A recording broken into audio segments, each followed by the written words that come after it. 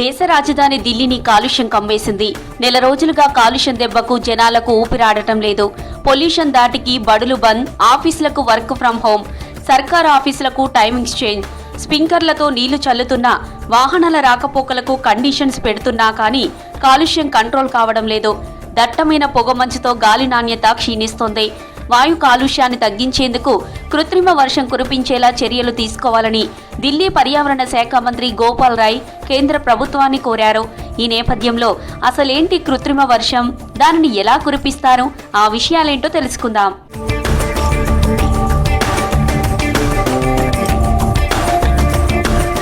అత్యంత తీవ్ర వాయు కాలుష్యంతో సతమతమవుతున్న ఢిల్లీకి ఉపశమనం కలిగించేందుకు ఆ రాష్ట్ర ప్రభుత్వం ప్లాన్ చేస్తోంది.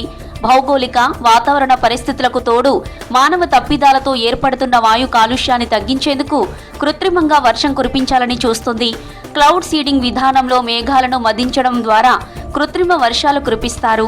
ఉమ్మడి ఆంధ్రప్రదేశ్ ముఖ్యమంత్రిగా వైఎస్ రాజశేఖర రెడ్డి సమయంలో రాయలసీమలో వర్షాలు లేక కరువు పరిస్థితులు ఉండేవి. రాయలసీమ జిల్లాలకు వర్షాలు కురిపించడం కోసం అప్పట్లో మేఘమందిరం నిర్వహించారు వైఎస్. పంటలకు నీరు అందించాలన్న ప్రయత్నం చేశారు. ఇప్పుడు ఢిల్లీలోని ఆమ్ ఆద్మీ పార్టీ ప్రభుత్వం కూడా వాయు కాలుష్యాన్ని తగ్గించడం కోసం మేఘమద్దనం చేపట్టాలని చూస్తుంది.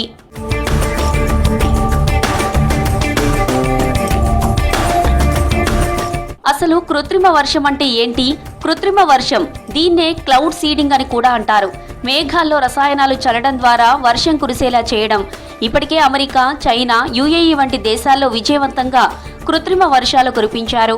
నీటి కొరత, కరువు పరిస్థితులను అధిగమించడం, వ్యవసాయ ఉత్పత్తిని పెంచడానికి విదేశాల్లో కృత్రిమ వర్షాల కోసం ప్రయోగాలు జరుగుతున్నాయి.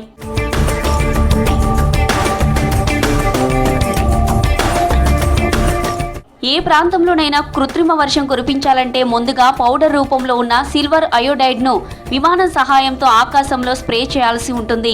అది మేఘాలకు తగిలి అందులో ఉన్న తేమను నీటి బిందువులుగా మార్చేస్తుంది. దాంతో వర్షం కురుస్తుంది. సాధారణ భాషలో దీనిని క్లౌడ్ సీడింగ్ అంటారు. అయితే ఈ ప్రక్రియ చేపట్టడానికి కూడా ప్రకృతి సహకరించాలి. లేదంటే ఎడారి దేశాలు ఈ ప్రక్రియతో వర్షాలు కురిపించుకొని సస్యశ్యామలంగా మారేవి. క్లౌడ్ సీడింగ్ చేయాలంటే వాతావరణంలో కనీసం 40% మేఘాలుండాలి. అంతేకాదు ఆ మేఘాల్లో తేమ కూడా ఉండాలి. అప్పుడే క్లౌడ్ సీడింగ్తో కృత్రిమ వర్షాన్ని కురిపించగలం.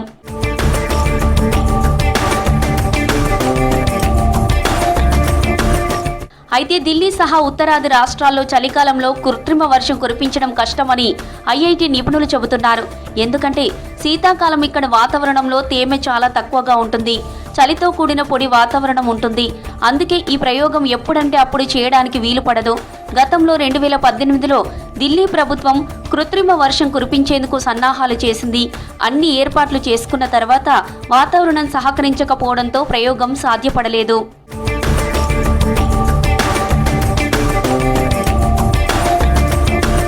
కృత్రిమ వర్షం కురిపించేందుకు ముందుగా అనుమతులు తీసుకోవాల్సి ఉంటుంది. Directorate of Civil Aviation, Department of Home అఫైర్స్తో పాటు ఢిల్లీపై విమానాలు ఎగరడానికి ప్రధానికి రక్షణ కల్పించే స్పెషల్ ప్రొటెక్షన్ గ్రూప్ ఎస్పీజీ అనుమతి కూడా పొందాల్సి ఉంటుంది. మేఘాలపై రసాయనాలు చల్లేందుకు వీలుగా ఎయిర్ క్రాఫ్ట్ వింగ్లో కొన్ని మార్పులను చేయాల్సి ఉంటుంది.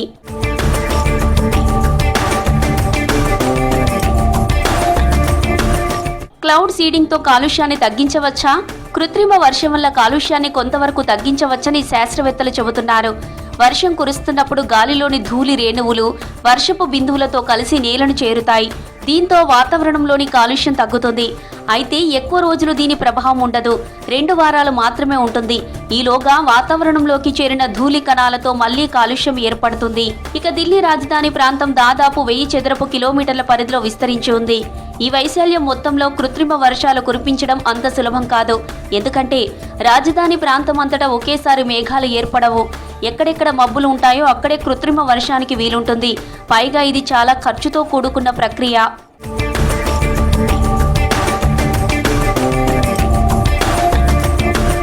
చెర్నోబిల్లాలా మారింది నోయిడా ఆకాశం. విపరీతంగా పెరిగిన కాలుష్యంతో నోయిడాలో ఆకాశం రంగు మారిపోయి కనిపించింది. ఢిల్లీ ఎన్సీఆర్ పరిధిలోని ఓ వ్యక్తి తీసిన పొల్యూషన్ ఫోటో దట్టమైన పొగమంచుతో పసుపు రంగులో కనిపించింది. ఈ ఫోటో నెట్టింట వైరల్గా మారింది. ఈ ఫోటో చెర్నోబిల్ ఘటనను గుర్తు చేసిందని పలువురు కామెంట్ చేయగా, మరికొందరు నెటిజన్లు డిజాస్టర్ మూవీస్ తరహాలో ఉందని అభిప్రాయం వ్యక్తం చేశారు.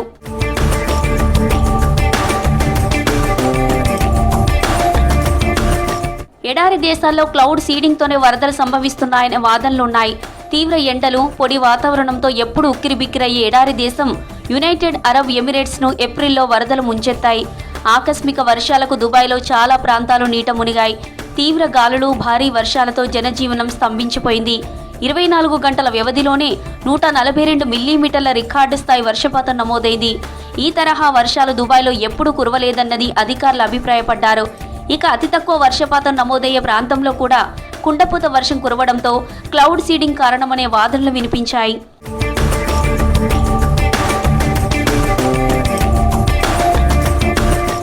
భూమిపైనే అత్యంత వేడి, పొడి వాతావరణం ఉండే ప్రాంతంలో యునైటెడ్ అరబ్ ఎమిరేట్స్ ఉంటుంది.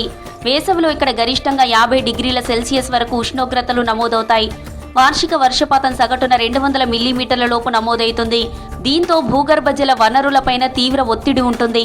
ఈ పరిస్థితులను అధిగమించేందుకు క్లౌడ్ సీడింగ్ పద్ధతిని ఇక్కడ ఎప్పటి నుంచో అమలు చేస్తున్నారు. పెరుగుతున్న జనాభాకు సరిపడ తాగునీరు అందించడమే వీటి ప్రధాన ఉద్దేశం.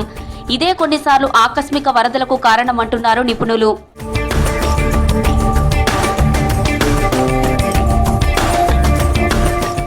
కృత్రిమ వర్షాలను కురిపించే పద్ధతిని యుఏఈ 1982లోనే పరీక్షించింది. అనంతరం అమెరికా, దక్షిణాఫ్రికా, నాసాకు చెందిన పరిశోధన బృందాలు సాంకేతిక సహాయంతో 2000 సంవత్సరంలో క్లౌడ్ సీడింగ్ కార్యక్రమానికి శ్రీకారం చుట్టింది. యుఏఈతో పాటు సౌదీ అరేబియా, ఒమన్లు కూడా కృత్రిమ వర్షాల కోసం ఇదే విధానాన్ని అనుసరిస్తున్నాయి. సాధారణంగా క్లౌడ్ సీడింగ్ పద్ధతిలో సిల్వర్ అయోడైడ్ కెమికల్ను ఉపయోగిస్తారు. హానికర రసాయనాలకు దూరంగా ఉన్న యుఏఈ సాధారణ కెమికల్స్నే వాడుతుంది. టైటానియం ఆక్సైడ్ పూత కలిగిన ఉప్పుతో నానో మెటీరియల్ను ఎన్సీఎం అభివృద్ధి చేసింది. స్థానిక అవసరాల కోసం చేపట్టే కృత్రిమ వర్షాలతో తాత్కాలికంగా ప్రయోజనాలు ఉన్నప్పటికీ ఈ పద్ధతి వల్ల ప్రతికూల ఫలితాలు కూడా ఉంటాయని చెబుతున్నారు నిపుణులు. ఒక ప్రాంతంలో వర్షాలను కురిపించాలంటే మరో చోట కరువుకు కారణమనే విషయాన్ని గుర్తుపెట్టుకోవాలని హెచ్చరిస్తున్నారు.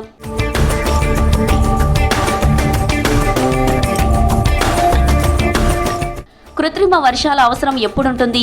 సాధారణంగా కరువు, వరద పరిస్థితులను ఎదుర్కోవడానికి కృత్రిమ వర్షాలను కురిపిస్తారు. భరించలేని ఉష్ణోగ్రతలు, హీట్ వేవ్, తుఫానులు, కార్చిచ్చులు, కాలుష్యాన్ని తగ్గించడానికి కూడా వీటిని ఉపయోగిస్తారు. ఇజ్రాయెల్లో సాధారణంగా వర్షపాతం తక్కువ, కాబట్టి ఇజ్రాయెల్ తరచుగా కృత్రిమ వర్షాలను కురిపిస్తుంది.